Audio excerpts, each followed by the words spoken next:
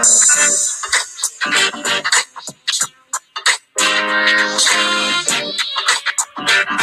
up? What's up? What's up, you guys? How you guys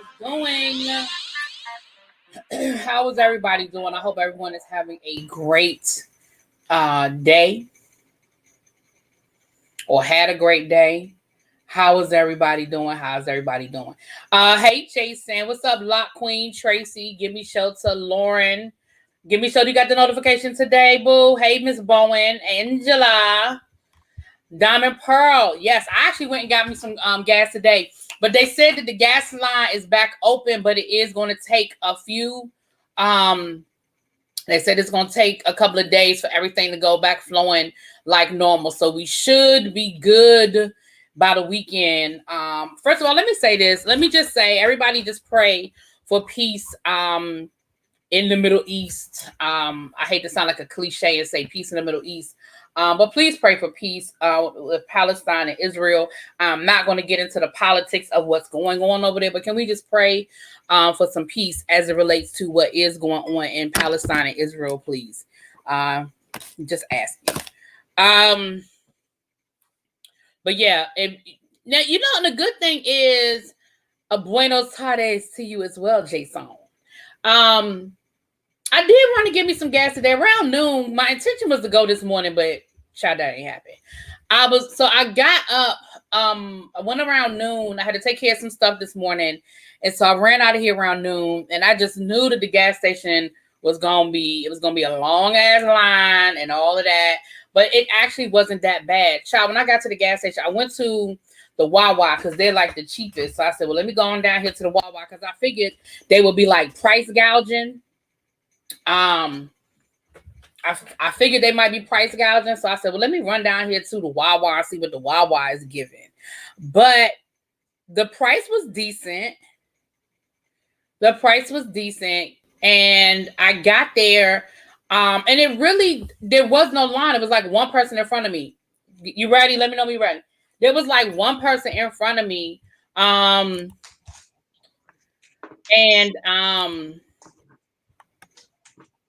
The whole Amazon Prime fleet was in the gas. Like if you took all the Amazon, I feel like they all decided to gas up at the same time because I'm not exaggerating. Like maybe one guy had the credit card and he was like, all right, meet me at the Wawa to gas up at noon because it had to be 6 Amazon trucks in the gas station at the same damn time. If you took out all of the Amazon trucks that was gassing up, there really wasn't nobody there. So I said, well, let me go on here and fill up my tank and take my butt home. But here's the question. So once we gas up, are we just not supposed to drive? There he go. Sir, would you like to come on? Would you like me to send you the link, El Teddy? He's talking about something. Let me go check my email. The Negro said he just got home. How was I supposed to know you were going to be home? I just sent Abby the link 2 seconds ago. Oh, he make me sick. He's such a damn brat. Do y'all know how much of a brat El Teddy is? I didn't just get here. We're well aware. Atlanta is 60% sold out. Because, I mean, like, real talk, y'all. So you fill up your gas tank, and then what you supposed to do? Sit still? You ain't supposed to go nowhere? Thank you. Now look at Miss Abby Ross. I want muscles. Oh, that's cute. Hey, Alikala. Hey, boo. Oh, he get on my nerves. This how you know El Teddy is the brat of the family. Y'all want to know how we know that El Teddy is the brat of the family? This how you know El Teddy is the brat of the family. Because when we call each other and we got an El Teddy story, we started off with your brother. That's how you know. Exactly. That is how you know who the brat is. I mean, she be like, your brother, ... And when I say your brother, ... And she be like, how come whenever he do something, he my brother? Right. Whenever he vex your spirit, then he belong to me. because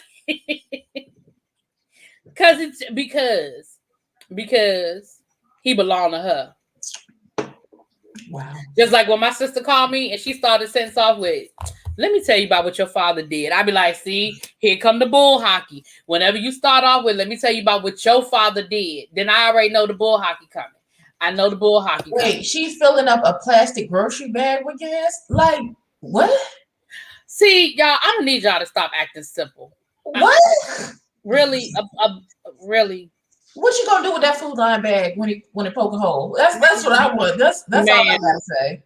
Ma'am, if you don't take your ass and go buy you a gas can, like I could see if people was walking up with gas cans, but first of all, that's illegal. They're not even supposed to allow you to do that. And I mean, I know that means somebody has to be paying attention to what's happening at the pump, but that is all illegal. That is all illegal. Uh-oh, here he come. Here it come. Where? He coming. He not on the screen yet. I don't know. Listen, he logged on, but he walked away. So I don't know. So get his snacks.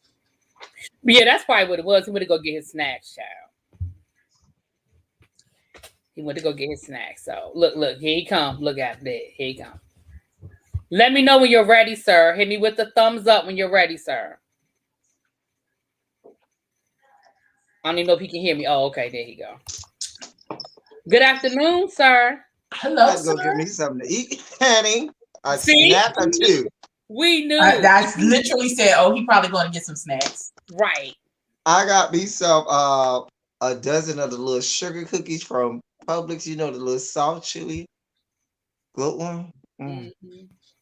So good. As long as you don't put no miracle. I was looking for the buttercream to put in the middle. Girl, they had it. That was. I still think that was the fattest shit I have ever seen. And he sat there and made it just as nice while he was talking. He put his little sandwich together just as nice, and he went to go raise that shit to his lips. I said, "Did this?" That's what he did.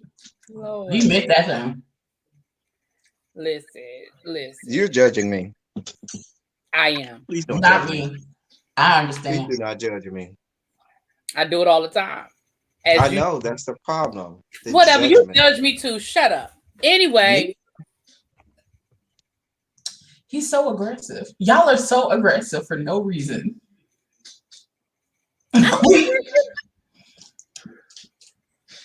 That's so aggressive. That made my eyes start jumping. Oh, my pressure is up. Oh, Jesus. What the next subject is? We ain't even started the subject, Lord. Okay. First of all, I want to make an announcement that we will be doing a teacher project 2.0 tomorrow. You can't hear? Uh-oh. I can hear you now. Okay. We will be having a teacher project 2.0. Be on the lookout tomorrow afternoon sometime. So we will be doing that tomorrow. So y'all join us. If you are not subscribed to the Teacher Project 2.0 channel, I'm going to drop the link. Or do I have a mod in the room to drop the link? We may need to discuss this Felicia Rashad in Teacher Project tomorrow. That might be a topic. We can just. Well, I didn't know you was coming on, but we can discuss it tomorrow because, like you said, you. No. I'm saying we can discuss it today, but part of it will dip in the Teacher Project. I know. Yeah, that's what I'm saying. I mean, if you want to talk about it, well, let's talk about it. We'll talk about it tomorrow. No, we can talk about that today. I'm saying we'll discuss tomorrow's topic tomorrow. All right. I'll tell you to bust out with a gallon of the hot child. No, y'all don't be showing out. El Teddy be showing out with the Publix. I don't have a Publix where I am. I do. I go there all the time. I want some fried chicken from Publix right now. Some fried chicken and some potato salad. And some lemonade. I ain't gonna get none, but I want it. Maybe I have it on Friday. Oh, there it is. So you guys, if you are not subscribed to the Teacher Project 2.0, please make sure you guys are subscribed over there and check out the conversations that we be having. We have some good discussions and conversations. So listen, let's just do a quick one. So Felicia Rashad got a new job. Okay, it was announced today. Howard University announced that she will be their new dean of arts. Dean of getting The folks School of together. Arts and Fine Arts, School of Art, Fine School Arts. of Fine Arts, right? The School of Fine Arts. Now, I don't have no problems with it. I understand the move for a variety of reasons. You know, it never hurts to put somebody in place that is going to increase visibility and enrollment. Especially, I mean, not so much for Howard, because Howard, you know, but it never hurts. She is an alum and she does have a college degree. It's not like she don't know what she's talking about. From an administrative side, there definitely will be. Why are you making that face? Why are you making that face? I'm surprised that you really be, but go ahead. Why? Oh, no, I'm go finish. That's why I look like. I'm like, oh, okay. I'll explain in a minute, but I don't even know what the hell I was saying now. You you know, were saying but she does have a college degree and stuff. right, but from a college degree in this. Let me be clear, a college degree in this. But from an administrative side, there will definitely be a learning curve. It's definitely something that she's never done on this scale before. From a perspective of understanding why the move was made, I'm okay with it. From an edge, so like you'll probably get a different point of view today than you will when we're talking about the teacher project, when we're in the teacher project 2.0, and I'm speaking in that area as far as academia is concerned. From a we're looking for the quick score, I feel like that's what this is. This is we're looking for the quick score move. We're looking for visibility. We're looking for name recognition. We're looking for people to come to this institution because they think they're going to be in class or see Claire Huxtable in the hallway. Get cut out by her foot in their place, you know. Yeah, I mean, you know, we wanted to have yelling at Vanessa in the corner about big fun with direction. Right, we wanted to have big fun in Baltimore. You know what I'm saying? But I mean, do I think that I don't think this is an academic move, so I guess I'm not looking at it from an academic perspective. I don't know. Schools do it all the damn time. Howard ain't new. Schools do it all the time, and it is what it is. I don't know.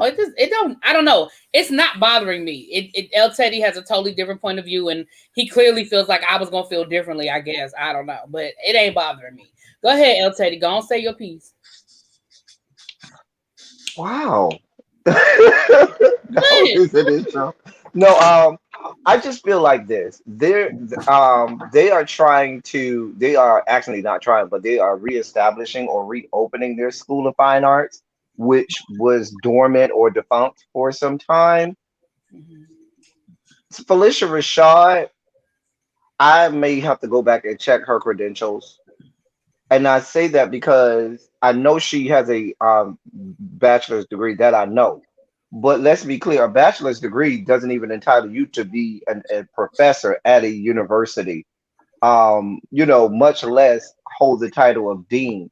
And I do feel like if you're in the business of trying to reestablish a school of fine arts and whatnot, the dean should be someone who has been hooded, in my estimation. At the very, you know what I'm saying? A dean of a school or college of something should be hooded because you are someone who is conferring degrees, so forth. You sign paperwork and documents conferring degrees and so forth. So I think that you have to be a credential holder to do that. Now I think it would have been a good idea for them to have her as a maybe a fellowship, maybe a guest lecturer, guest professor. I don't even know if they would be able to do adjunct for her because, like I said, I don't know if she has a master's. If she does, she could do that. But schools that have had people that haven't had certain credentials, they may have been an associate. They may have been the face of a school, or they may have been said to have been something. But when they sign pen to paper, when they sign degrees, when they sign transcripts, they will Sachs, and because I'm not sure, I don't think Howard falls in Sachs. I think they are Mid-Atlantic and not Southern accreditation. But what I'm saying is whichever regional accreditation that they that confers their accreditation will snatch that in a minute. It will deem it not credible. And so I'm not saying that it hasn't been done in the past, but those institutions that have done that in the past, those particular schools, or is always usually a school of something and not a college of something, ends up having diminished accreditations, because if the dean, the person who is signing the conferral of degrees along with the school, the university president, isn't credentialed or whatnot, then that kills your accreditation right there. So that's why I feel like, I think that the name is good, but I don't think you had to name her as a dean in order for it to have name recognition. You could say, hey, Felicia Restart is joining our faculty and staff. Great. It has the same ring to it. But saying she's dean, I think in academic circles, I don't understand why you would do that. It just doesn't, but whatever. Okay, so while you were doing all of that pontificating on Thank how you you. don't think she's qualified to do what she does, if I'm reading the Washington Post article about her appointment, it is a 3-year contract. So it may just be for the beginning to reestablish the school, since it's been defunct for the last several years since they cut the program. The president said she'll focus primarily on 4 areas: teaching, modernizing the school's curriculum, expanding enrollment among its fine arts majors, and designing a more fine arts building. And he said she was the best candidate because she is an actual practitioner of the fine arts. Okay, sure. She's an alum, and hold on. I'm trying to read and talk as we go. And he said, I think it's important for us to have people who are ready and able to stand up and guide the young people who are going into that field. Let's see. Her and her sister both graduated. She has previously worked as a guest lecturer, adjunct professor, and masterclass instructor at several colleges, including Howard. She also served on Howard Board of Trustees from 1996 to 1999, and then again from 2013 to 2016.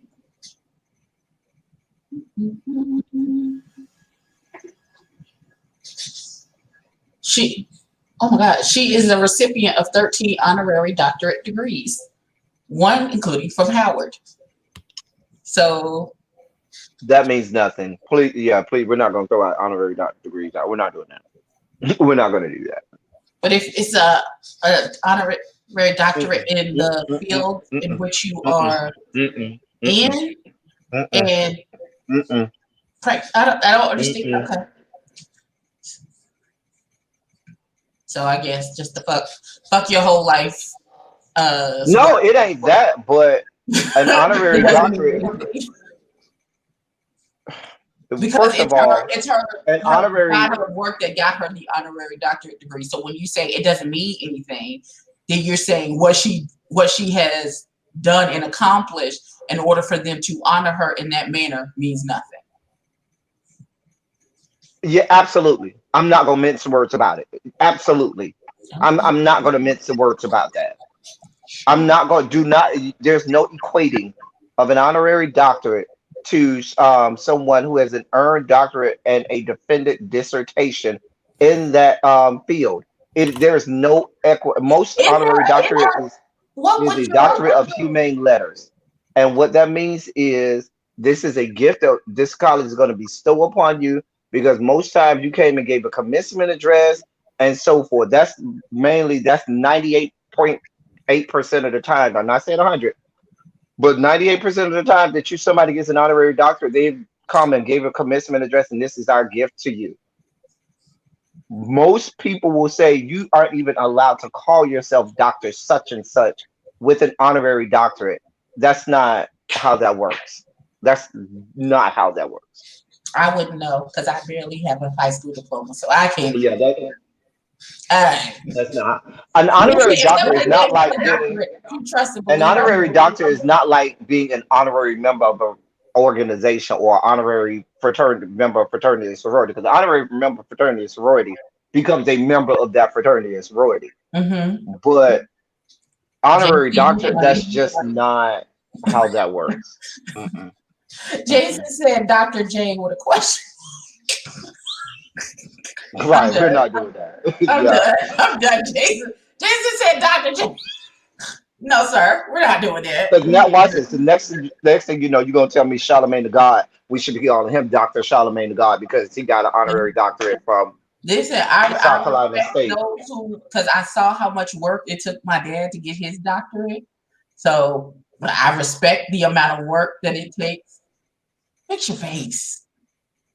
Fix your face. I feel like I'm talking to my mama when we at church. Fix your face. You on the pulpit. No. I will not.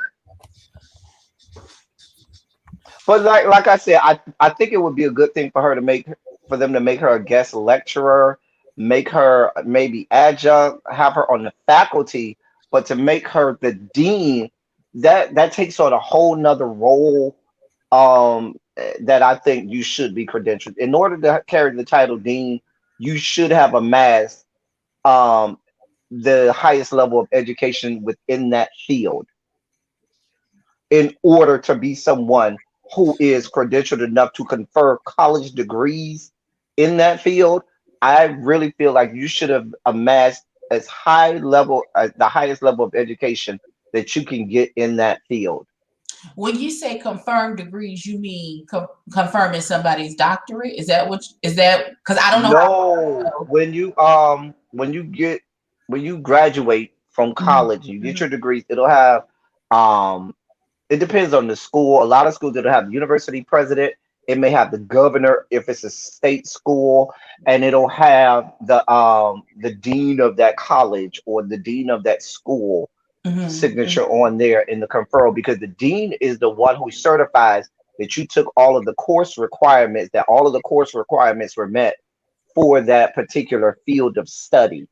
They are the ones who set like the I want to run to Howard and go to their fine arts. So my degree would say Rashad on it. And there are gonna be people who want it just for the name recognition. And that's fine, but the question is then going to come when it gets to if they're trying to reestablish this school that has to go through an accreditation process that they may have they may be looked at unfavorably in terms of getting that accreditation fully approved because you have to have a certain number of people who have doctorates and masters and have work that has been um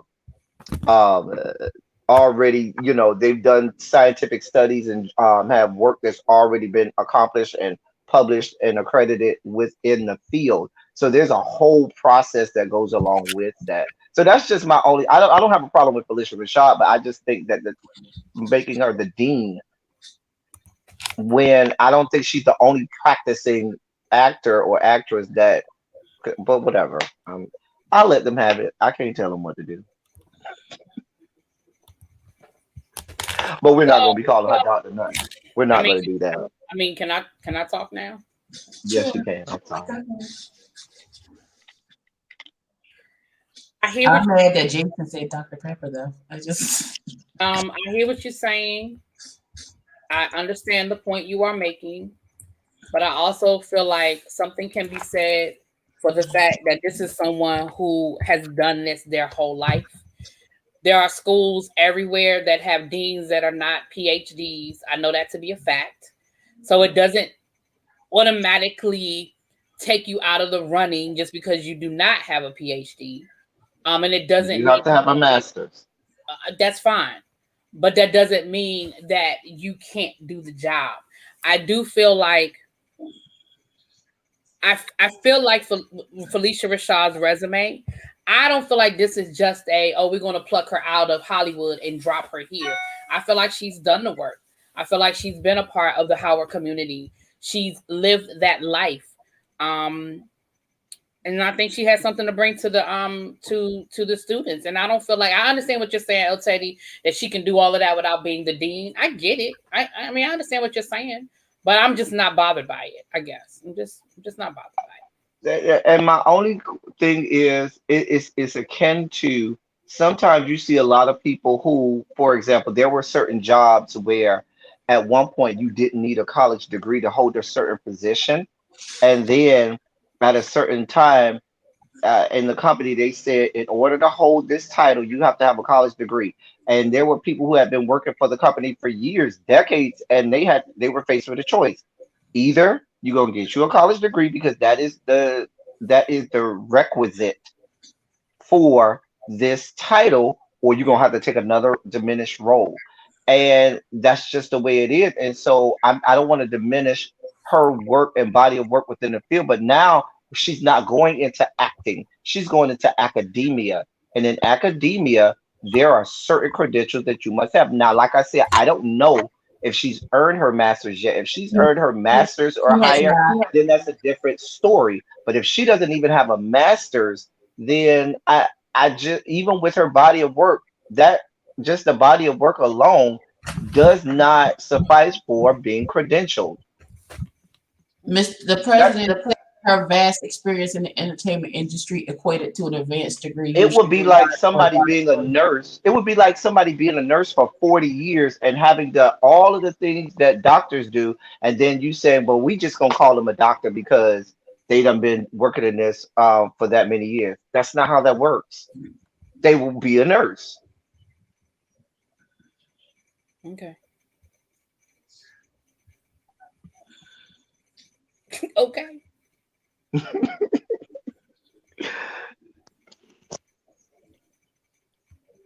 All right. What's the next thing on the topic? I don't even know what the next topic is. Not a hot Cosby. Jason, you can go to hell. Okay.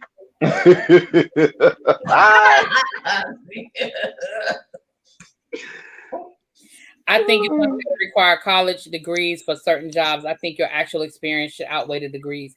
I mean, in some instances, yes. In some instances, no. When it comes to a doctor, no.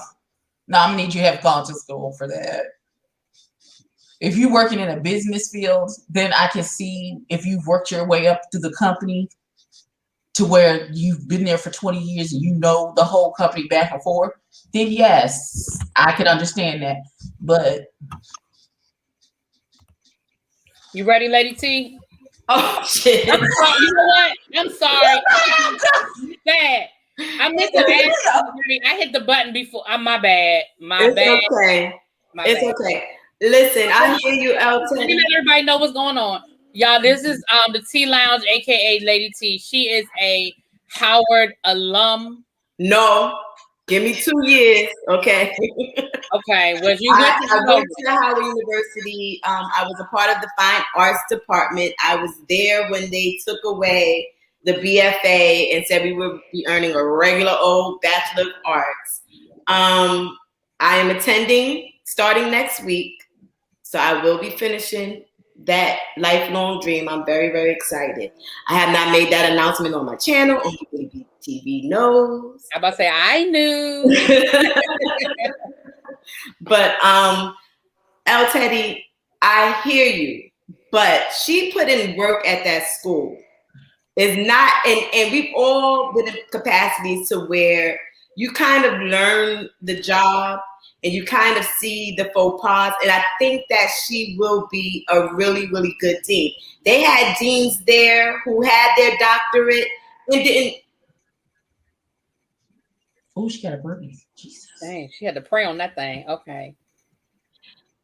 Did not know what to do with the program. I think that how long ago was that? All of this time she has been active, like not just an active alumni, she has been active, okay? And she's one of those people there. I know people give out doctorate degrees all the time. She earned that doctorate. Not if she ain't do no dissertation and didn't do no doctoral level work. That's not how that works. That is not how that works at You're all. opposed to honorary doctorates, which I can understand. There's people who have honorary doctorates, and I'm like, really? Felicia Rashad is not one of those people. She doesn't even have a master's. That's not how that works. I don't want to You can sound have a cutthroat about it. You can have a doctorate degree without having a master's degree. So don't say that. That's In certain fields, but not in that field that she's in. Not in the field that she's in. I mean, she's And not those going to fields, allied health with all due respect. And I don't say that because I know that people, when people hear fine arts, they tend to think, oh, you know, people are kind of like playing around and all that other stuff. It is intense. Not saying that. Not saying that at all. It is intense. But in the same regard, because it's theater arts and because she is so well versed in the business of show, I think she would be an asset as opposed to these deans who. Well, no, I think, Lady T, my point is being missed. I'm not saying that she is not well versed. I'm not saying she may be more learned than 99.9% or however many people that have way more degrees than her. I'm not taking that away from her. And I'm not saying that she may not be able to do the job. There's a difference from being able to do the job and then being credentialed to do the job. Like I said, early, the example that and the parallel that I made with the nurse and the doctor, there are nurses that can do everything that the doctor that they work for can do. But when the rubber hits the pavement, they are not the credential holder. Really, B can probably tell you, like I can. I know some paraprofessionals and some aides at a lot of schools that are way more knowledgeable, have way more pedagogy, and can teach circles around a whole lot of teachers, many teachers. But at the end of the day, they are not certified. They don't have the degree. And I know people say, well, that's just a piece of paper. Well, that's the piece of paper that you need to do that job and to sit in that role. And so while I allowed her and her credentials in terms of her experience and the fact that she could do the job, I still think, especially with them trying to reestablish this school, the credentials need to be there. Right. I mean, my thing is, I don't know. I would hope that they did their research to see that if in the bylaws someone's honorary doctorate would still, you know, wouldn't. That's not how that works. So do you think, you honestly believe that their accreditation is in jeopardy because they have this? I'm not going to say it's in jeopardy. What I'm saying is when the accreditation organizations come out, they have a whole checklist of things they look for. They have to have a certain percentage of people who have masters, doctorates, and so forth, and who are published, who have researched in the field. And there's a whole litany and bevy of requirements that go along with that. That's all that I'm saying. But to me, in order to be a dean of a school, and really be said, you don't necessarily have to be a doctor, but you at least got to have a master's, which would allow you to be a full-time professor and, get toward tenure. If you're not even a tenured professor, how can you be the dean of anything? You don't need to have tenure.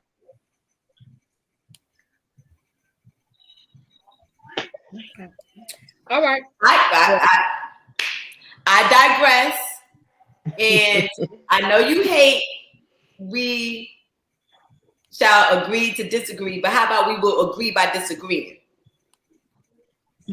We just disagree. We just disagree. We will.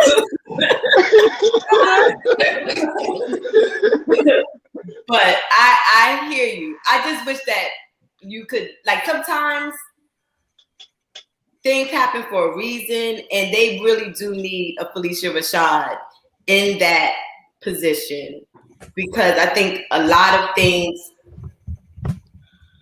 I think she would be a benefit.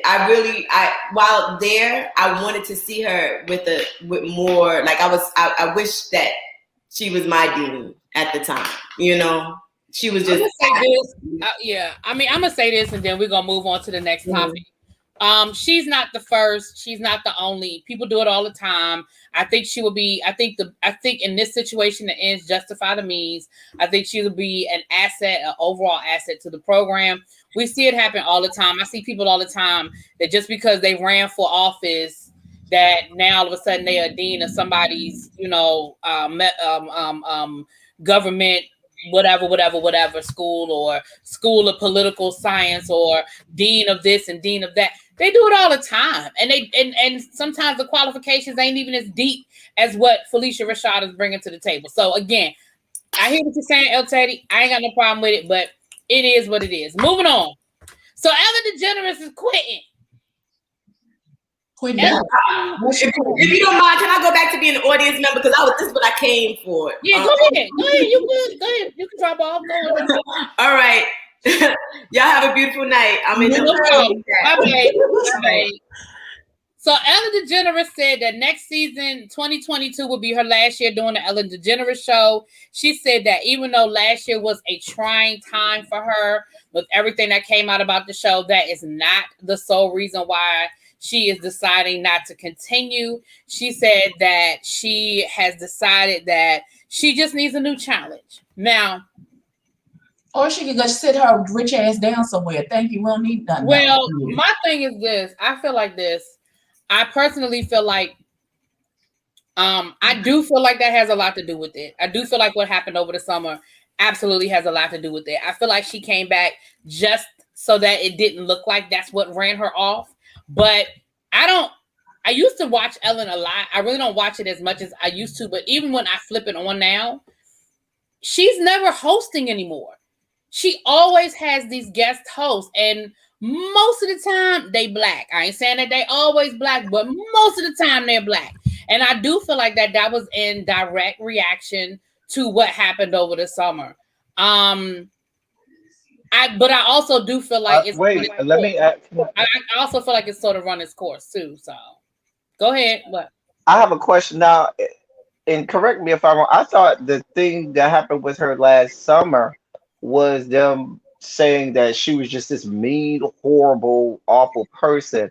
I don't know if I remember anything about black people. I don't. Maybe I missed that part. Was there anything? It wasn't necessarily her as much as, well, no, it was her too.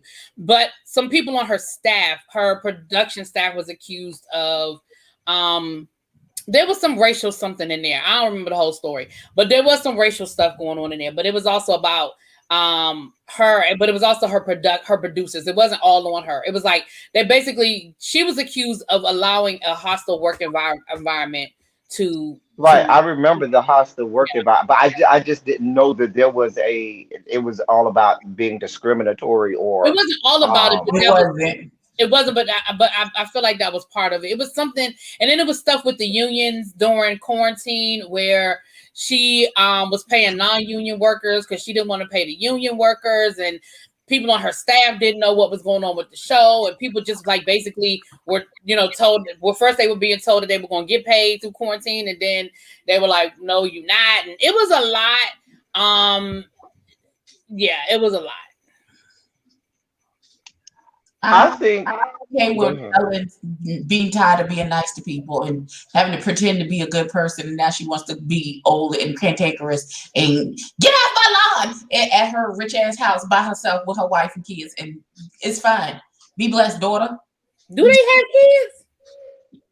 Yeah, they have. I think that I was pretty sure they did. I'm almost 100%. I think she had one when she was with. I think she had one. They had one when she was with Anne Hathaway. I thought. I don't remember that. I don't remember that. Maybe I'm wrong. Maybe I'm getting her confused. I thought they had kids. I don't know. But my thoughts is this. First of all, when the thing came out about hostile work environment, I completely saw that as being put in 20 on 10.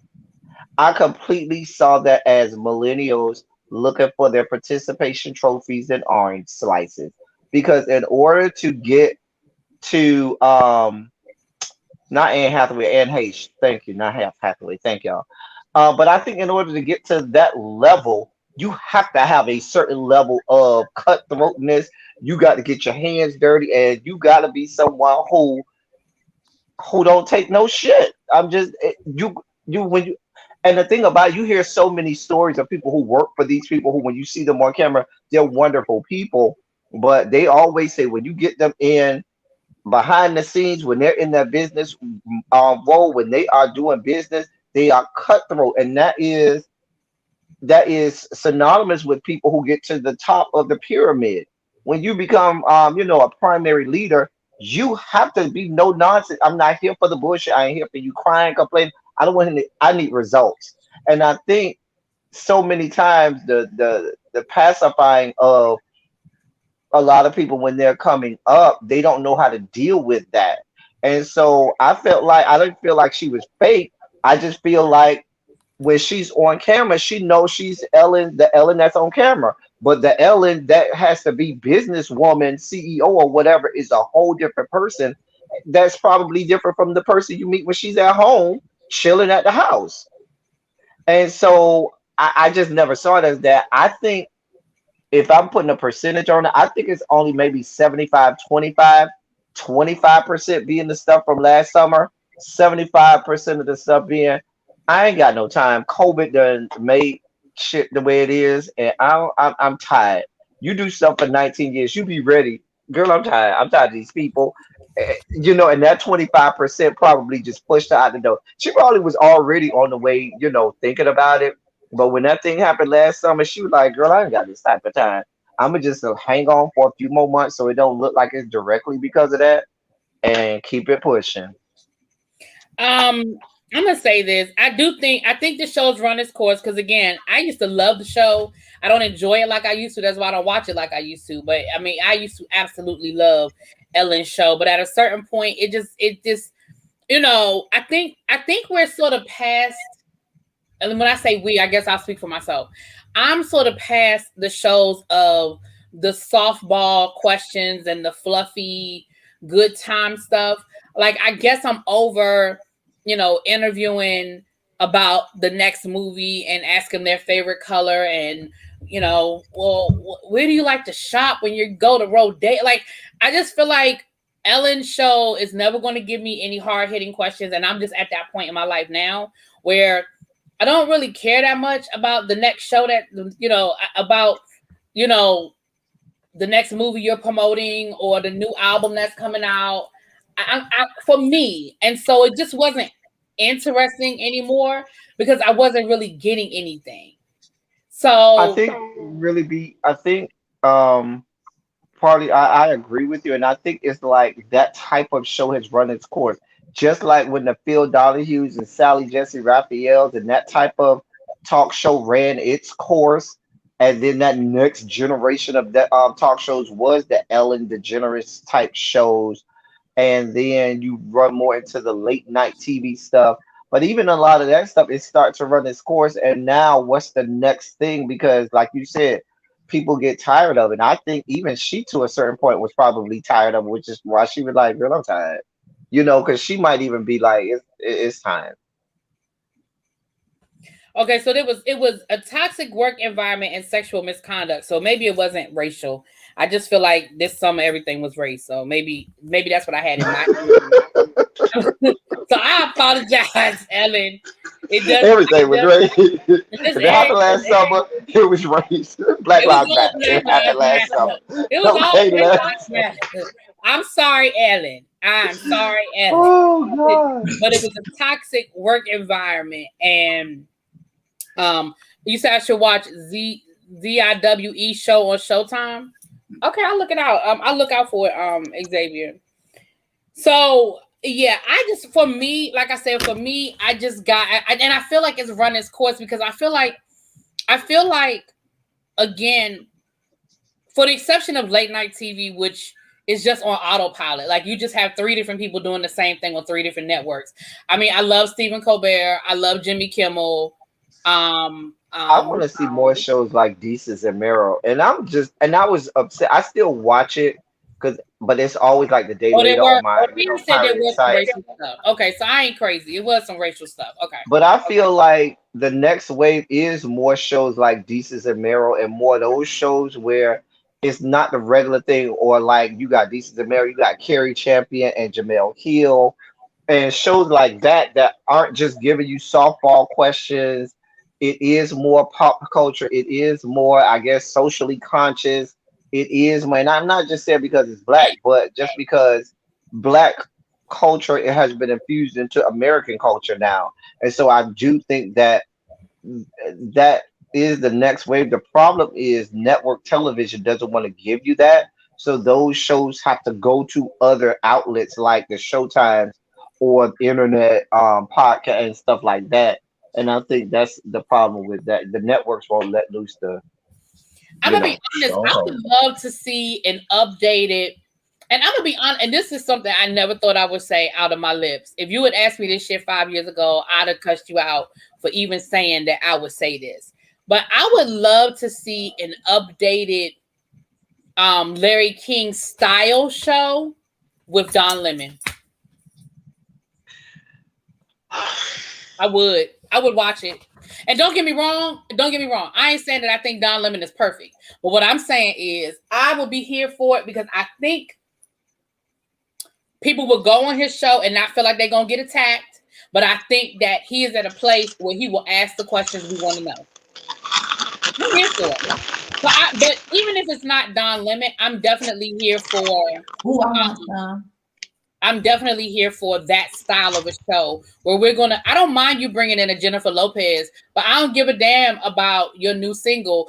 I want to know if what happened between you and RHOD, and if you really, snuck off to go be with Ben Affleck, and have y'all been just sleeping together all these years and just keeping it under the, like, that's the shit I want to know. And it ain't my business by any stretch of the imagination, but I want to know. Okay, I know you said I think Jennifer Lopez is a high price.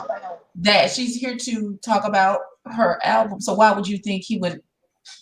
Right, but that's what I'm saying. When she goes on Ellen DeGeneres, but when you go on Larry King, you knew that Larry King. You've been to go ask him. Yeah, he's gonna ask you. But that's what I'm saying. I think Jennifer Lopez is a high price bust down anyway. So I think that there are way more skeletons in the closet. Ask her, who else are you sleeping with, Ellen? Besides Ben Affleck, because that's all we know about. I mean, not Ellen. Not Ellen. J-Lo. I meant J-Lo. But yeah, J-Lo is a high class bust out. Ellen might be on the other side too. I don't know. But listen, J-Lo. That's what I'm saying at T Lounge. If you had asked me 5 years ago, I'd have probably cussed you out for thinking that I would say that I would want to see Don Lemon do anything. T Lounge, I was with you.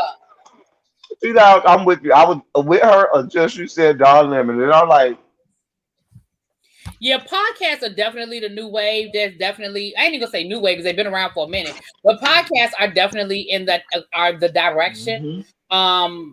And I'm here for it. Like I said, I don't really watch late night TV. Like I grew up on Arsenio Hall. Every once in a while, if somebody is coming on that I think is going to say something I want to hear, I might take that episode. But I'm going to be perfectly honest with you. Half the time, I don't know who's coming on these shows. I got to catch the commercial in between. If I'm looking at, my good NCIS or something, and I catch the commercial. And half the time, I don't catch it because I'm not watching it in real time. So by the time the commercial, the episode then already came on. For me, I like I said, it was Arsenio when I was a little boy, but recently it was when Jon Stewart was on the Daily Show. Oh, I love Trevor Noah is okay. Jon Stewart reinvented late night, and the other people tried to copy, but it was Jon Stewart and the rest of them. And once he left, there's this void. I won't even say that Jon Stewart reinvented late night because I didn't consider the Daily Show a late night show. But I will say this: they took a show that was supposed to be, but it really wasn't. It was supposed to be satirical too. Right, they took a show that was supposed to be satirical and they made it relevant, and they got. And I'm gonna tell you when that happened. If you remember, that switch over happened at 9/11. If you look at the Daily Show before 9/11, and then the Daily Show after 9/11. There was a change because Jon Stewart, I saw him on the interview, he talked about it. There was a change that had to happen even though there was some satire and there was comedic things in there, it had to be relevant to what was happening because he said he remembered he couldn't just make fun of what was happening and people had died. So many people had died, so they had to find a way to mesh the two. And so that's why I say he definitely definitely was late night, but it was like I say, he reinvented it, and the rest of them were trying to copy it, the networks, but they just couldn't. Because that's like I used to enjoy Politically Incorrect, and I used to enjoy Real Time with Bill Maher, but Bill Maher, he's getting real cantankerous in his old age. He's just not. I don't like. It's time for him to go. It's time for him to go. You talk about the cranky old man, talk about get off my lawn. That is who Bill Maher has turned into. He has turned into the cranky old man that says get off my lawn because he is so hard to watch anymore. And I used to love Bill Maher. I mean, I've been watching Bill Maher since Politically Incorrect. I love Bill Maher. He's so hard to watch. I had to stop watching it. I used to watch Real Time. Yeah, it's unwatchable. It's unwatchable at this point. Yeah, that's what Jon Stewart has basically been doing since he left, is the whole first responders out here working for the first responders. Hey, what's up? Just read my book. So Ellen quitting. Now, El Teddy, you might be paying more attention to this than I am, or maybe Abby, because Abby, you be watching stuff like this too. I don't really care a lot. There seemed to be something cooking with RiRI and Nikki. They've been teasing some things. They just started following each other. I didn't know they didn't like each other. So when everybody said they just started following each other on Twitter again, I didn't know that they had beef. I didn't know that Nicki Minaj and RiRI had beef, but I guess they did. And so, everybody has been begging RiRI to do something. I mean, they've been good cussing RiRI out for, a couple of years now, mad at her for, getting rich off of skincare and makeup and want her to make a damn album. Okay. And Nikki's been teasing about something dropping Friday. And they even posted up a picture with both of them wearing the same shoes. And they've really been playing with us. Now, the question is this. Because let's be clear. I love RiRI. I don't care about Nicki Minaj. So, let's be clear. What do y'all think is going on? Do y'all think they cooking up something? Do you think they playing with us? Do you think it's a song collab? Do you think it's a Savage Fenty collab? Like, what y'all think they got going on? Or a Fenty collab, I should say. What y'all think they got going on? Now, if I'm wishing on a star, I'm wishing on a star. I wishing on a star would be a sickening Rihanna track with a Nicki Minaj feature. Because let's be clear, Nicki Minaj, when she's featured, ain't nothing to be played around with. Better. She is one of the greatest features that you can get for female rappers. You ain't getting no better than Nicki Minaj as a feature. Now on her own albums, it's trash. But if it's a good old Rihanna track, give me some Caribbean island influence, some reggaeton influence in there, and all of that in there, with a good Nicki Minaj feature in it, where she come bringing it, I'm here for it. That thing would sell out diamond and all of that stuff within days, please. And then to add insult to injury, if they did that in tandem with something that Fenty put out, it would be stratospheric. But I'm wishing on a star. So that's the best I can give y'all. Just wishing on a star. Now how y'all gonna say Nicki Minaj is ghetto? These probably the same people who like Cardi B and Megan Thee Stallion, which doesn't make sense for me, but I guess. You're making assumptions. You don't know who they like and who they don't like. They only say it's Nicki Minaj. See, go on, Abby. Go on. I'm about to pull a L Teddy. I'm not a fan of Miss Minaj. I think she has better things to be worried about, like that molester, raper husband of hers being around her baby. But I don't give a damn about none of this bullshit. I don't care if they make a song, a piece of lingerie, or a sickening eyeshadow. I don't give not one fuck, two fuck, red fuck, blue fuck. Thank you. Next topic, please. I'm gonna stop inviting y'all on my damn panel. Listen, it's not me. It is not me. It's always this one who don't like nothing and don't care about nothing. Let's be clear. She is the one who every time you ask her, I don't know, I don't like this person, I don't care. It's never me. Let the record show. It's never me.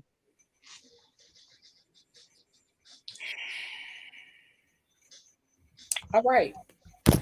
Well, here's the part that y'all really ain't gonna care about because y'all. Well, let me ask you this before you go to the next topic. Would you be here for a Nicki Minaj? I know you love and stand for Rihanna, so I ain't gonna even ask you that. But would you be here for Nicki Minaj to be featured on Rihanna? I mean, like you said, even though I'm not a huge Nicki Minaj fan, her features are everything. So I would love a nice, nasty Rihanna track with Nicki Minaj dropping a couple of bars. Like I would be here for it. I'm not playing with Jason. I promise him not. They don't. When you hit that magic number, you don't. I mean, I get it, but that's what we are here for. That is what we are here for. Anyway, moving on. Mary J is the only ghetto girl that has it all. I love. She ain't got that much vocal. She ain't got it all. But all that. What are we talking about? Say it again, Lauren. Unless there's a Fenty check. I'm here to discuss these things. Really, be. I'm here for you. I'm here with you. Is this chick up here? I'm Let the just record show. gonna stop sending out the links. First of all, y'all not. So now I have to be a victim because of her, right? I have to be thrown out in the trash because of this one, right? That because this one, I have to bear the brunt of this. Okay. Throw on my hoodie. No, Xavier, no one wants that, but you're not gonna get that. So you can go on. How do you know that? You can go and let that go. Yeah, I don't think I want Beyonce, Rihanna, and Nicki Minaj on it. No, we don't want that. Mm-mm. Mm-mm. I don't want all No, Rihanna on like she got real vocals. You can't put somebody who actually have a bit of vocals next to her because it's go. Wait, who got real vocals? I said have a bit of vocals. Pay attention. I'm so confused. You know we're not gonna pretend. Okay. Nobody asked for Erykah Badu or our analytics. They're not even part of this conversation. How we even get there? Next they're gonna be throwing out verses at us. It's not me, really. Somebody already said something about a Rihanna and a Nicki verses, and I'm not understanding. They don't wait. How? Two different genres. They don't even make the same kind of music. I don't know how they're gonna be doing a verses. Right, that doesn't even make sense.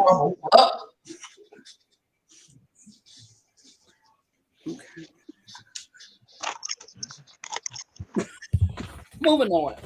Xavier, you are in delusion. Moving on. Anyway. She can sing. Okay. Did she sing with an accent? I'm not doing this. Nope. Wait a minute, hold on. But what you not gonna do? Hold on. Y'all ain't coming for RiRI though. That's what y'all won't do. Let it just leave it there. Just leave it right there. You know she vocally challenged. Don't do that. Don't do it. Leave it right there. Just leave it right there. Now, had I said, wait a minute. Had I said she was vocally challenged, I would have been kicked off the whole platform just to let the record show. That is not true. I'll tell you, I haven't kicked you off in a long time. And so today is going to be the day.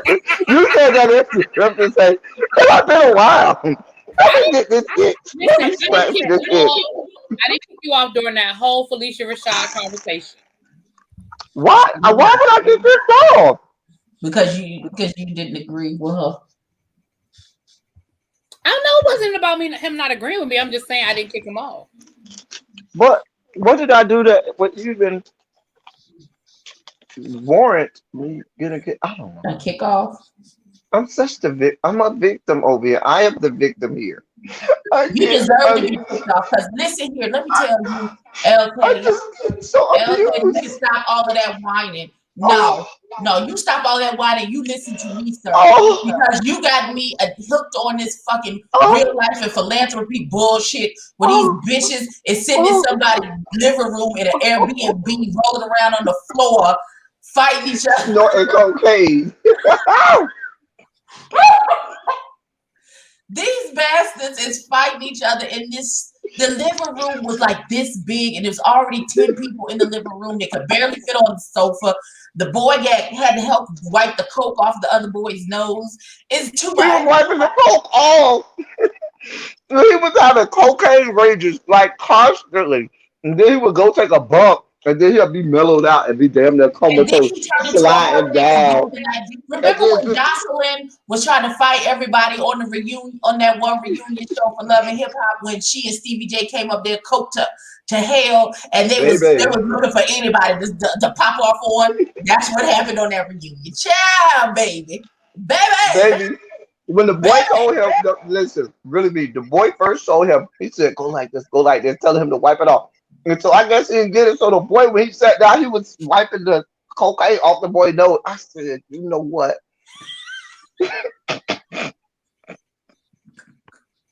I can't make this up. And then they went outside and started fighting in the street. And they taped it.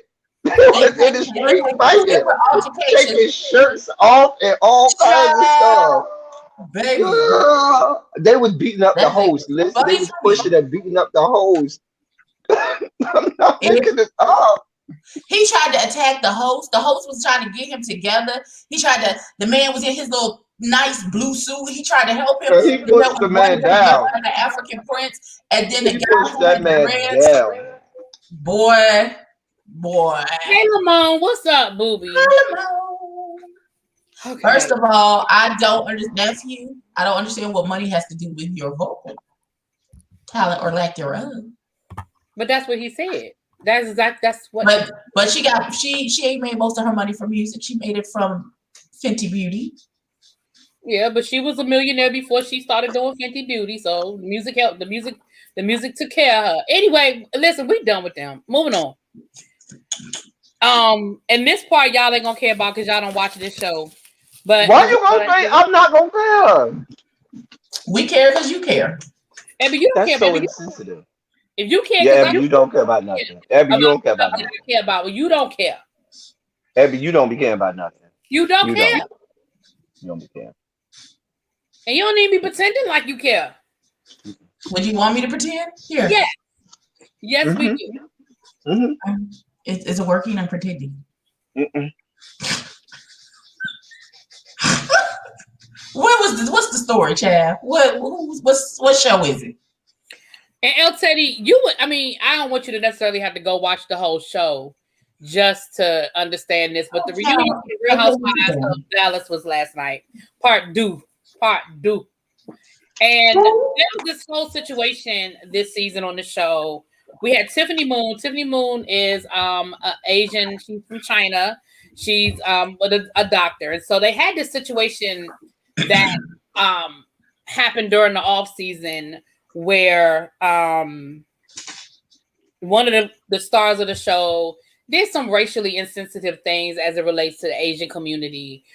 She was sort of mocking Asian people in she kind of like slanted her eyes and did like the whole Asian accent, and she was talking about getting her nails done, right?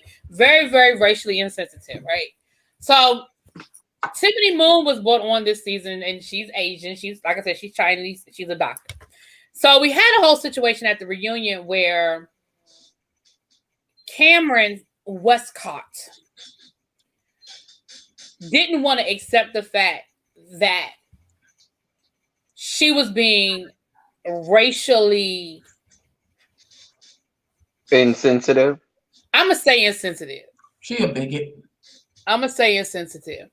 Tiffany told, but here's what I love, because last week I said in part one of the reunion, I said, I feel like the way Cameron is coming at Tiffany, I feel is racially motivated. And I kept it very light because I was like, okay, I don't want to, But this week, Tiffany was like, because I said it almost came off as if Cameron was like, how dare you, little immigrant Chinese girl.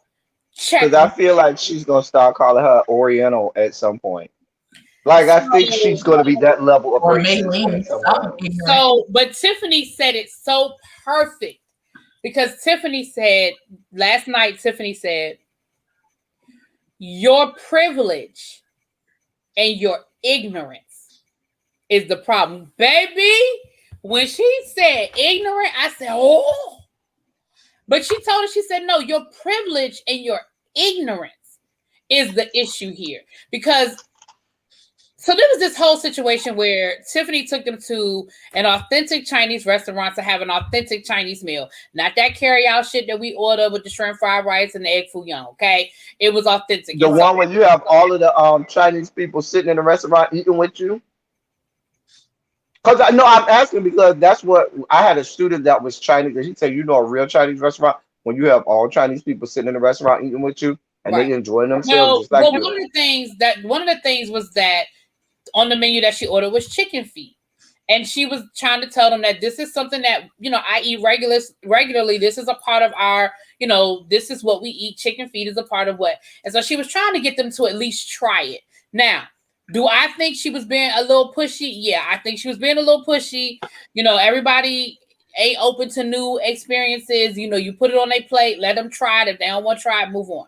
So, of course, you know, it's the reunion. So it all comes back up at the reunion. And what I didn't realize, because I don't really follow these people on like that over onto the Twitter, what I didn't realize was that they were straight up going at it on Twitter all season. And one of the things that Cameron tweeted this season, because Cameron has a dog food company with pink dog food called Sparkle Dog. So Cameron posted on her Twitter one of the campaign ads of her, you know, with the Sparkle dog food, you know, the little, and it said, I'd rather eat Sparkle dog food than chicken feet.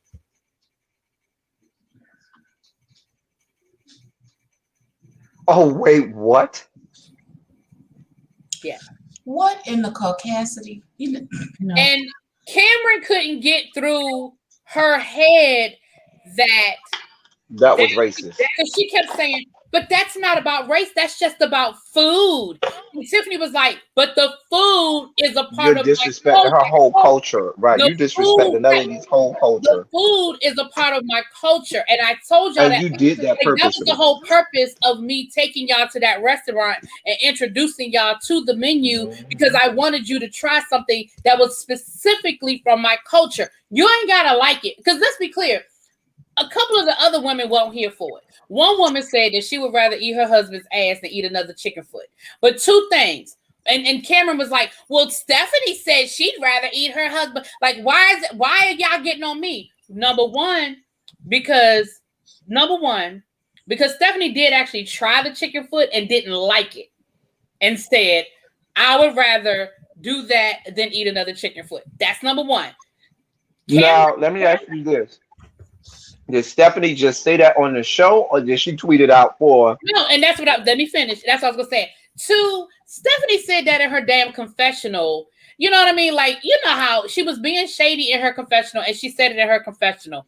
Three, I feel like Stephanie really be eating her husband's ass, but that's a whole nother conversation. You got to watch the show to understand that Stephanie be talking about anal sex with her husband on a regular basis, okay? So I feel like that's something her husband do, and she might know the difference, okay? She may know the difference between what chicken foot tastes like and what her husband's ass tastes like. But that's another conversation. In my estimation, if we're playing racism baseball, bigotry baseball, Stephanie sounds like she is one strike, because that was kind of racist.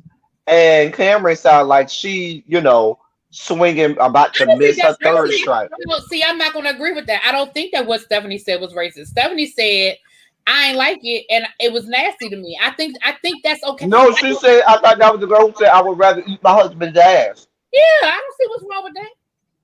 That's still the same as the lady saying, I'd rather eat dog food.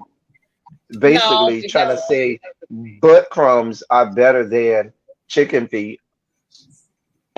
Both of them are insensitive. It's just that Cameron's is more because she did the Chinese eyes and stuff. No, see, you get all mixed up. That is not what Cameron did. No, see, you getting it mixed up. Oh, who did the Chinese eyes? The Chinese eyes, that's Brandy, child. We're gonna get to Brandy in a second. That's a whole nother situation, child. That's Brandy. I don't think that's just me. Okay. You don't think that both of them was kind of, I don't think it was, you know, a part of bigot baseball? No. Because butt crumbs don't taste good. and neither does dog food. I'm just saying, in the grand scheme of things. I don't think so. But neither here nor there. I don't think it was the same thing. Do I think that it was still an unnecessary statement and all of that? Yeah. But as someone who's finicky, I mean, I feel like that's probably something I would say, and I don't feel like I would be offensive to the whole Chinese culture by saying that I'd rather eat my husband's ass than eat another chicken foot. Because again, like I said, number one, Stephanie actually tried it and didn't like it and said, I'd rather do that than eat that again because it was nasty. Cameron didn't even eat it. She was just like, hell no, I'm not putting a chicken foot in my mouth, yada, yada, yada. And then proceeded to talk about that she I've had chicken feet before. It don't taste like nothing. And it's nothing wrong now, with that. I'm with Jason. And we're doing big at baseball. One is a pop fly and the other one is a grounder. They both get you out. They both get you a strike. I don't agree, but neither here nor there. I don't agree. But I feel like if I was in the same position, I would have tried it. If I didn't like it, I'd have been like, I would have said something. It's probably shady in my confessional. Like, which is what Stephanie did. I mean, we're still making a TV show. So that's what Stephanie did. I don't think that because, and again, what Stephanie said. So you think if Cameron had tried it and still said the same thing, would it have been racist in your estimation? Again, I'm adding this with the other stuff because again, y'all don't watch the show, so it's hard for me to give you a whole breakdown of everything. I'm just kind of. But that's why I said she might be on her strike 3. So Cameron might be on her strike 3, whereas Stephanie just got to strike 1. Right. First of all, Cameron was very condescending about the whole situation. It was very elitist. It was very debutante because the other thing she had a problem with was. She got offended because Tiffany kept correcting her, talking about, I mean, I don't think I signed up for a Tiffany Moon grammar class. I mean, did you? Well, bitch, when you say a word wrong and you pronounce a word wrong, guess what you gonna get? Corrected. Because Tiffany, and this is what I love about Tiffany, because the one thing I love about Tiffany is that Tiffany ain't back down from none of them hoes. Tiffany said, well, I personally would rather somebody to, if you're my friend, I'd rather you correct me in front of me rather than let me go out here and sound stupid to everybody else. I said, did you just call her stupid though? Because even when she called herself correcting Tiffany, right? She called herself correcting Tiffany because Tiffany snuck some crickets in. Again, it's a whole thing. Tiffany snuck some crickets in on the pizza, which she was wrong for doing. So Cameron gonna say, well, Texas, what did she say? Wait a minute, because I want to say it wrong the way she said it. She said Texas Penal Code states that it is illegal. Da da da da da da da da da da da. Here go Tiffany. You mean penal code? I said, damn, she's still fucking correcting you. Wait, how did she say penal code? Because there's no I in penal. Because she's stupid. I'm hold on. Clearly she's dumb. She didn't know what affluent meant, and she's fucking affluent. Listen, that she was one of those people that went to say that I was a white person and y'all invited me to the cookout, and y'all had banana pudding, and I hate bananas and banana pudding and anything associated with bananas. And I went into my confessional and Bill was like, that was disgusting. I feel like it was made by Satan. Why would you eat that? Is that me being culturally insensitive or that just be me? I don't like it. Like, I don't like it. Well, and that's where I'm going. What I'm saying is, eating though. I think that part of it is, I think with the statement, Stephanie and Cameron, both of them said the same thing, regardless if they tried it or not. Both of them, their statements were the same. Either it's going to be in a various stages of them being racially insensitive or in a various stage of them just not liking that food and just being shady. Because there's a difference in just being shady or being racially insensitive. If I'm asking myself, I'll probably say both of them are just being shady more than racially insensitive. If we're only isolating this one incident. If we're only isolating this one incident. if we're Get only anything isolating else, this one just thing. this one Because incident. if I'm gonna make what Cameron said racially insensitive, I have to make what Stephanie said racially insensitive, because the eating it or not is a moot point if you still gonna talk about it. Well, Now Cameron could be the most racist person in the world. Don't get it twisted. She sounds like a horrible person, but yeah, she does sound like a horrible and person. again, I don't know if it's because I saw the whole season and a lot of stuff was those microaggressions that you just kind of pick up on. And that's why I'm saying she may be and I agree with you. She may truly be racist, but I think that when you add this shady stuff on it, you know there was a racial undertone to it because she's a bigot anyway. But you know, in isolation, but we could do that with a lot of racist stuff in isolation. That's what white people do all of the time. They'll make one statement and say, "Well, that's not really racist. I'm just telling you how I feel about that one thing." Really? You just told me 5 other things that if I took them in isolation as well. So I definitely see your point, really. She's a racist. Call her what she is. I feel like little baby watches the show, so she understands what I'm saying. I just feel like this for me. I feel like what it came off for me for Cameron was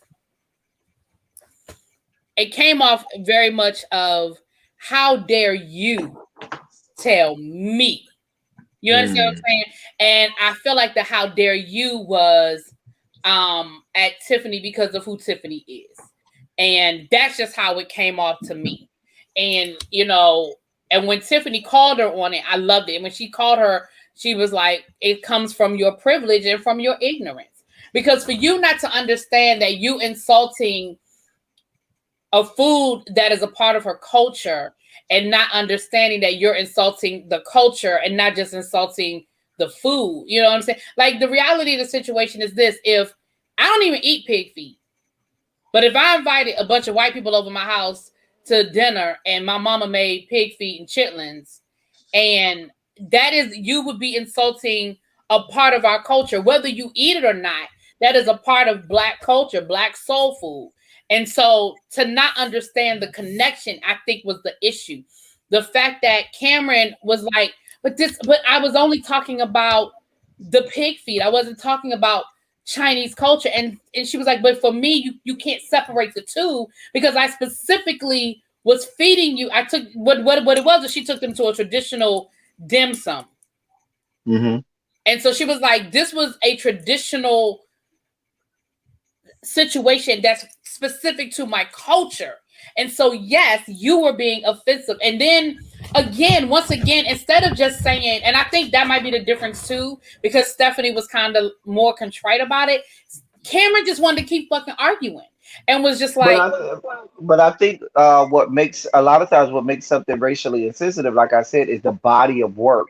Because if you isolate one statement, it may be just seen that, well, that's not really right. That's just somebody, saying how they feel. But if there's a body of work to support that, you can't put something in isolation. You have to be like, we ain't isolating that.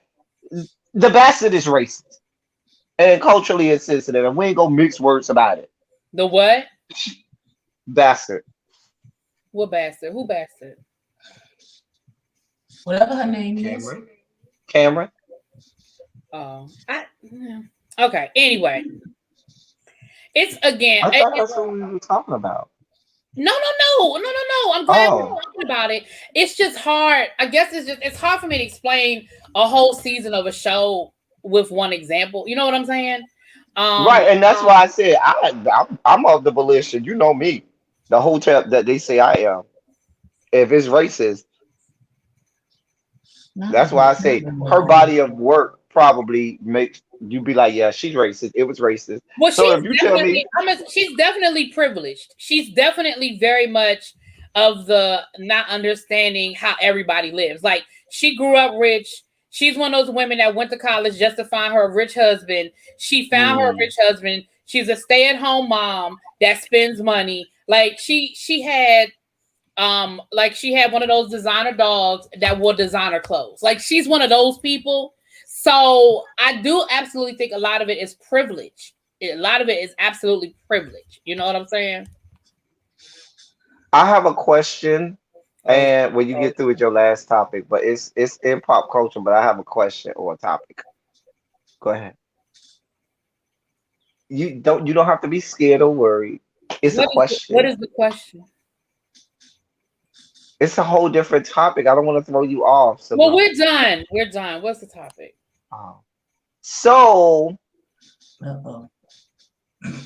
the other day, what's today? Wednesday. This had to be today is Wednesday. So I'm gonna say this was probably Sunday.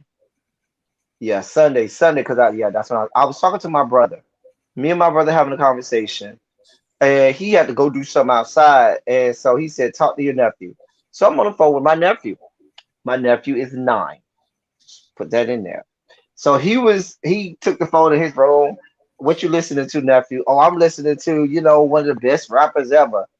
I asked him, it's so timely that this happened. You can stop. Huh? You can stop. Right, but wait. 9-year-old wouldn't know. Oh, I know. He don't know no better. So I said, well, what's this garbage rapper's name? Because I call everything they listen to garbage. He said, he don't know what you talk about. So he says the guy's name is, and it's so tired because I would have never knew this guy's name until this week. Pooh Shiesty, right? So I said, who would name themselves Pooh Shiesty, right? This was Sunday. Who would name themselves Pooh Shiesty? That was Sunday.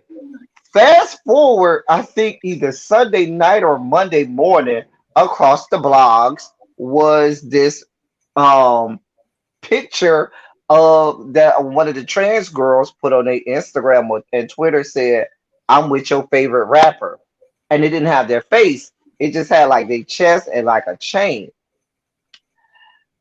24 hours later, the people had to figure that out. Okay, they had to match tattoos and all. Who was it? Pooh Shiesty. Pooh Shiesty. Okay. Now, fast forward, I was talking to my brother this morning. My brother is now, because my nephew follows any and everything, Pooh Shiesty. So now my brother is like my nephew is asking him, well, what's wrong with him talking to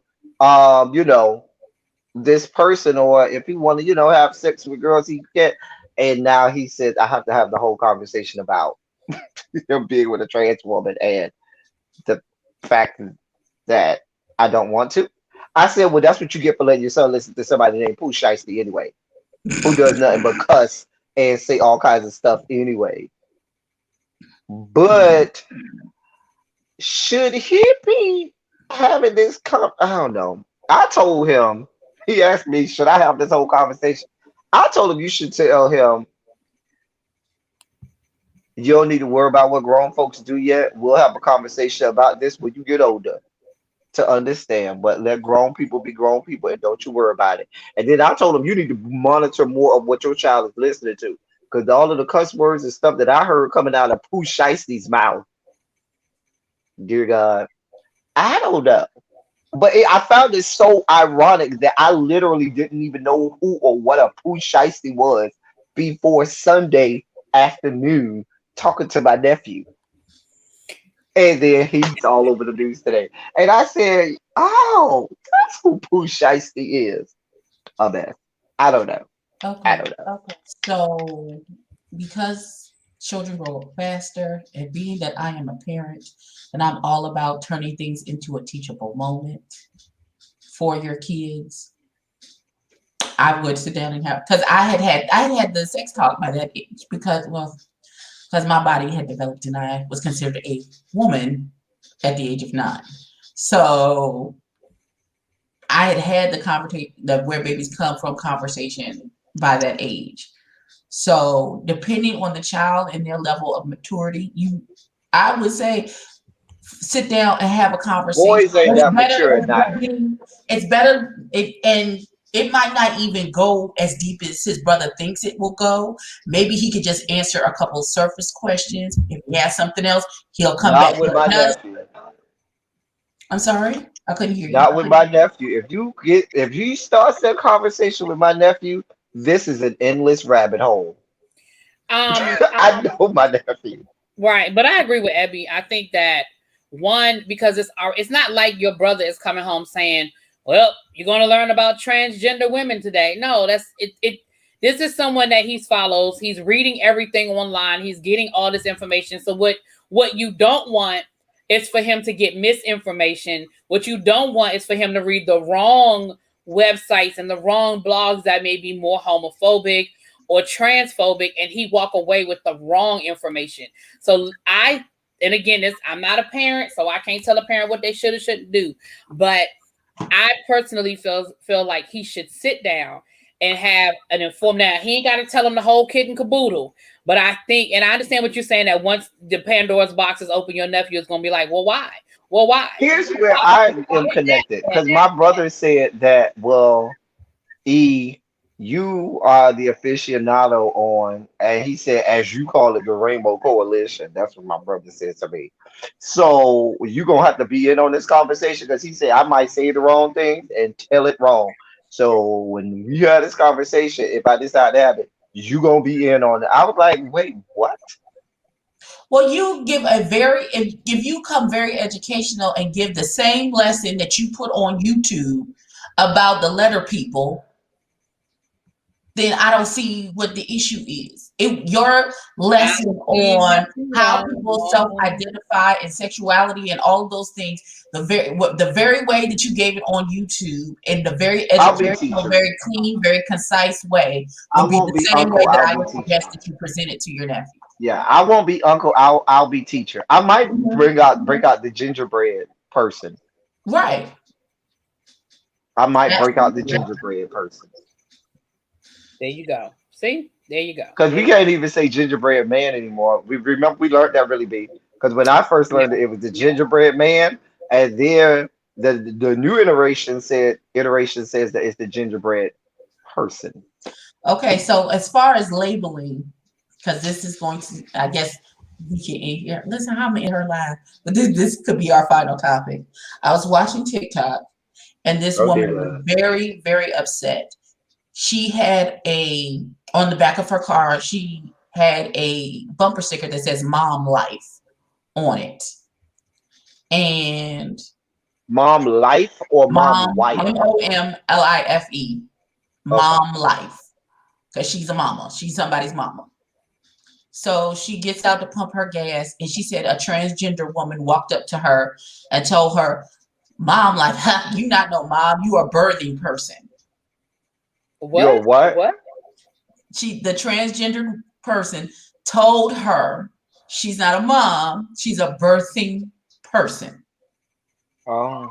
As now they're trying to erase the title of mom, because I don't know. I wouldn't say that they're trying to erase the title of mom, but what you have to understand is every segment, creed, or part of any population, race, orientation, or whatever has horrible, despicable, and deplorable individuals in it. And nobody is absolved from having that. So just as there is fuck shit and fuckery in every other race and every other orientation, there is in the Rainbow Coalition. There are a whole lot of people who we would love to not be able to claim. Do I need to go down the grocery list? No, but I just felt like, but there's no way to get rid of the term mom. That's just as stupid. much as transgender people have fought to have people respect their pronouns and however they identify. How you gonna tell somebody they can't identify as something? Well, my problem is this. Oh God. Listen. That's a whole. Stupid. That'll be starting the whole thing. That was just I think that's disrespectful, and I don't understand how that has, in any way, shape, or form, has any connection to. That's not even a sexual thing. like their mothers in the LGBTQIA community. So what are you saying? Like, so what? It just doesn't even fucking make sense to me. But that's just like, I don't like being There called. are trans people that are mothers. There are trans men that are that have birthed children. I'll say like that. You know what I'm saying? So there are men. There are trans men that had children, I know and they people are who not. never So gave birth and are mothers. And their absolutely, mother, absolutely. And just Hey, giving Gail. birth doesn't make Hey, you a mother. This is stupid. hey, Royalty King. I didn't even see you come in, Royal King. Listen, y'all. Maybe because this is Pride, maybe we can have this conversation another day at another time, because this is going down a whole rabbit hole that could be Right. Oh and it's God. not like it's not a good conversation that we can have. But I know for myself, like that, I'm just gonna say this. Like, I don't like the term cisgender. I don't like it. Neither do I. I don't like the fact that you feel like that you need to give me a title as a natural born woman. And I'm sorry if that offends somebody, but that's how I feel. I respect transgender women. I will call you by the proper pronoun. I will respect all of that. But I don't feel like I need a special title. I just don't. And I don't like it. Now, am I going to fight somebody in the street? No. Listen, But I I don't. don't think I need a title. I am not gay or homosexual. I'm just a straight man with And a on dick that note, fetish. goodbye. See, you always got to go. See, I ain't got to have no title. I didn't put you off tonight. Giving me title. I'm so sick of that argument. I can't even listen. Giving me no title. I don't need no title. I'm L Teddy. He L the fuck. Tell me what I am. They Yeah, giving me titles and stuff. Here's the thing. The title, and this is my opinion, so El Teddy, correct me if I'm wrong, because I may be speaking, I may not be wording this correctly. The term cisgender has been around. It's been around, but as far as making it a title and making it a thing outside of the community hasn't been around. What happened?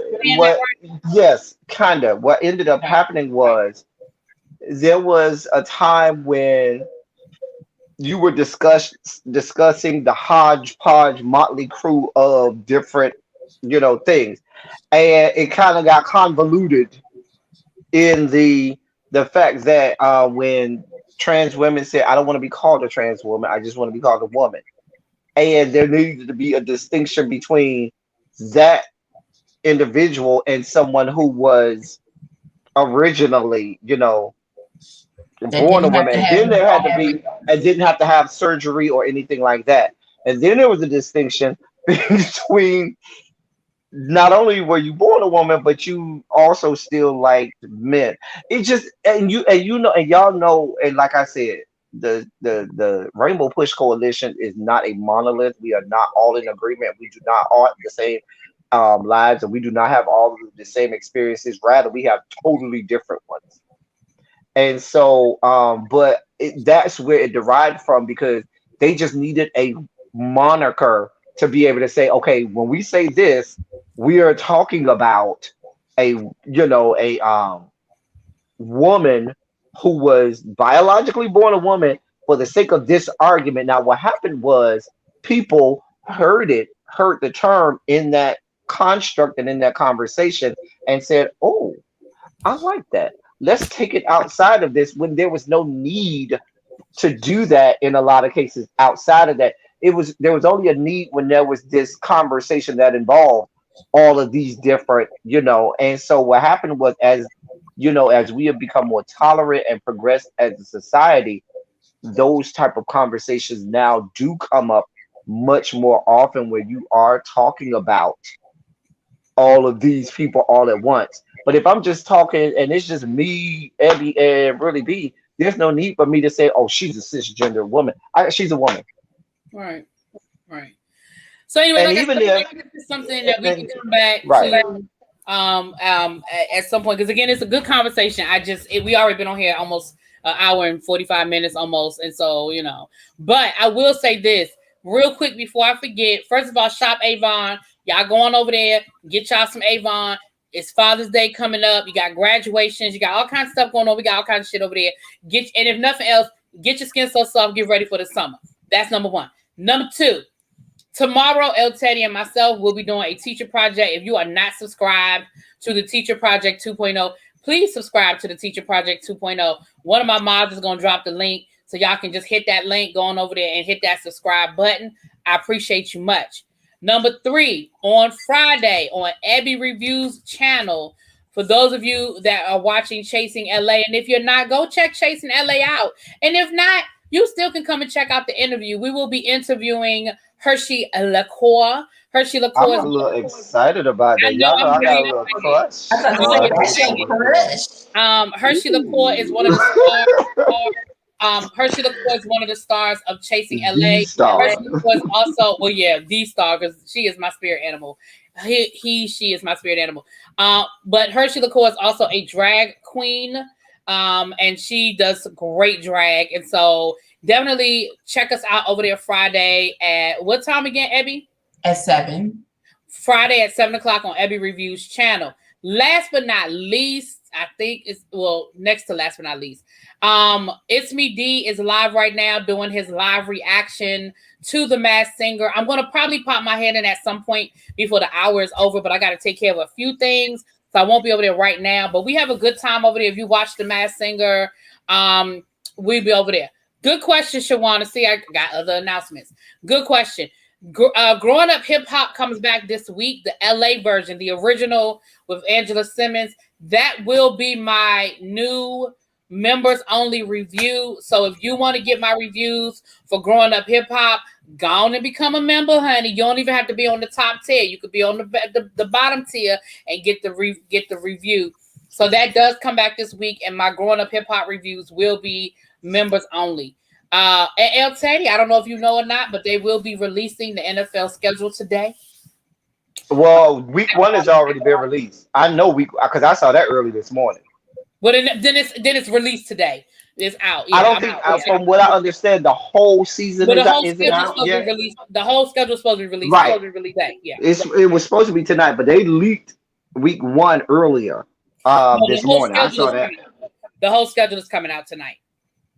Because I'm about to go over to ESPN and check it out right now. Well, I'm actually just going to go on the app for my team that don't have a name and get our schedule. So. The Washington, what else? I mean, you might as well say whatever. There is a new That's Not My Ministry podcast episode. It drops. Yes, there is. I was listening to it earlier. So y'all definitely check out That's Not My Ministry. I was actually listening to it earlier. Abby cusses out Portia and Simon. I know I have my notifications turned on for that. I ain't getting not one notification for that either. I don't know what YouTube be doing about notifications. So we play the Chargers, Buffalo, the Saints, Green Bay, Tampa Bay. Ooh, that Tampa Bay game is that might be a game I go to. Because that's here at home. We play Seattle. Why are we playing Dallas back to back? Oh, that's stupid. What are the COVID protocols for? They're letting people in the stadium. I don't know how many people though. Okay. I know Georgia. You understand this as a football fan, and you understand why do they have us playing the Cowboys here on December the 12th, and then we have our bye week, then we play the Cowboys there December the 26th. That is why are y'all not playing them so that they could have that whole 2-week period to drum up. Now the question is, do the Cowboys also have a bye week that week? That's the question. I don't know. Yo, this is stupid. Oh, wait a minute. Hold on. Okay, wait a minute. I'm lying. I'm wrong and I'm lying. Hold on. I'm lying because I'm lying. I think the Cowboys play the Bucks. I think week 1 from what I saw. I said that wrong. And I only said it wrong because look at how they have the schedule set up. You see how they have, so it's like this. It's like left, right, left, right, left, right, left, right. And I was going straight down and it thought it was just in 2 columns. So let me look at it again. But it's actually even worse. It's worse now because look, we play the Dallas Cowboys on December the 12th, the Eagles on December the 18th or 19th to be determined, the Cowboys on December the 26th, the Eagles on January 2nd, the Giants on January the 9th. Why are we playing our whole division in the last 5 or 6 weeks of the season? And that Is that the schedule is drum up going some? well into that's well, I forgot didn't they add 2 regular season games this year? Remember they added 4, to the 6, regular 8, 10, season. 12, 14, 16. It's 17 regular season games. Right, they added a game. Remember, it was only 16 games, remember? So we Yeah, got an but 18-week I'm schedule. trying to figure this out. This got to be the dumbest shit I've ever seen in my life. Why Because are I we was just thinking about it. I was saying, why are we going that far into January? Because usually around the first of the year, you either on your last week or of the regular season or the first week of the playoffs. But I Do you forgot we have think an they're trying 18-week to season bet now. more Remember? on having a But they lot were of supposed to have shortened. They were supposed to have shortened the preseason by a game or two, and so That now is they're supposed to have a longer crazy. regular season. The dumbest shit I have ever heard in my life.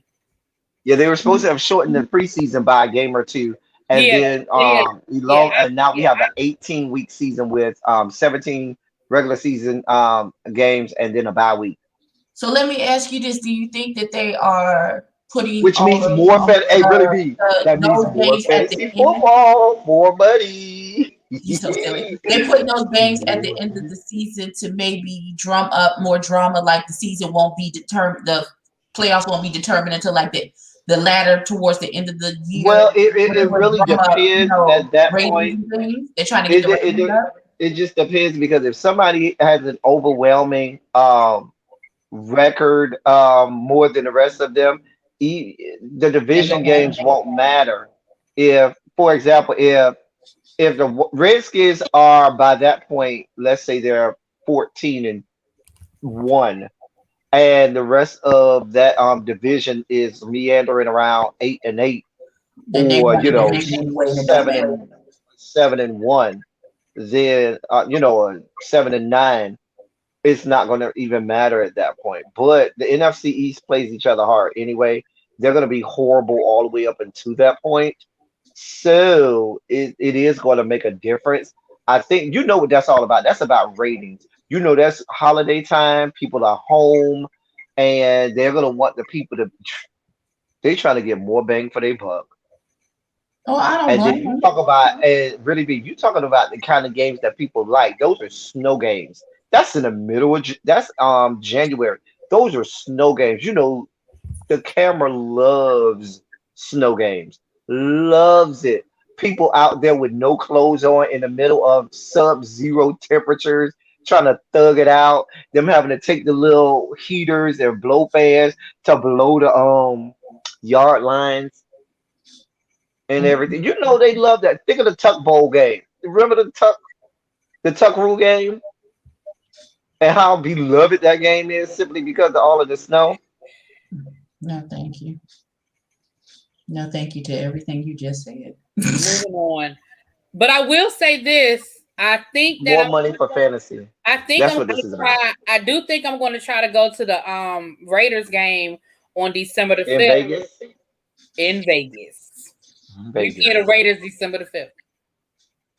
That might be a move. That might be. Ooh, Now that's that might be a move. That could Because be a, guess what? It won't be as expensive because that'll be just before the holiday season. Ooh, and it's a brand new stadium too. yeah. So now we going to Vegas in December? I mean, We're gonna leave you in the hotel. We're going to leave you in the hotel. Right. Yeah, you can't go. You will not be going. We're gonna You would not be going. No, You can come to Vegas. we're Oh, gonna no, get no, an no. Airbnb. You can come We're to gonna get Vegas. money at the Airbnb. You can come to Vegas, but please be clear. You will not be going to that game, dear But one. I want to go to the stadium and eat the food. No, ma'am. No, ma'am. Why? Nope. You can live vicariously through our stories. Wow. Y'all don't want to go to the game with me? Because you don't understand, and you're going to be do like, understand. why are you here? I don't care. Why are you Right. screaming? So then you're gonna Why are you what's gonna happen screaming? is you're gonna get cute, you're gonna find a cute outfit and do all your makeup and all that good shit. And at halftime, And we're going to be on wasted beer on you and all kinds of stuff. You're going to be mad. Right. Mhm. You are aware that I've been to an actual NFL game before. I believe you. There's no doubt in my I'm not mind. saying you haven't, but that doesn't mean that I've been anything. watching football since I was 4. I'm not I saying know that you why. haven't, but that does not mean I don't that ask it won't be. questions. I'm not that annoying to ask questions. Well, why is he doing that? I already know why it was being done. I'm not saying no. I'm not saying you even gonna ask those questions. I'm saying you're not gonna care as much as we care. I'll care. No. See, you missed it. You're not gonna care as much as we because my level of care is not as much as y'all's. I can't go. That is why. Now, watch this. My level is going to seem heightened. So I feel like she letting us know she got a timeshare. So does that mean we stand at your timeshare? Is that what you're trying to say? Okay, I'm here for it. I mean, Listen, my level is going to be heightened because I'm probably going to have a player or 3 or one of the teams, and I'm going to be having money in on this. And so I'm going to really be going to be here because she's going to be sick and tired of seeing her team getting drug all over the field all season long. He was doing so good. Not you put him off at the end. I gave him the whole Felicia Rashad moment. I let him have his Ellen DeGeneres moment. I didn't say nothing, but you already know. You talking about my team? Y'all really. Oh, I feel so like, come on. I can go to the game and have a good time. They're gonna have the good wings and hot dogs and shit. Let the record show I never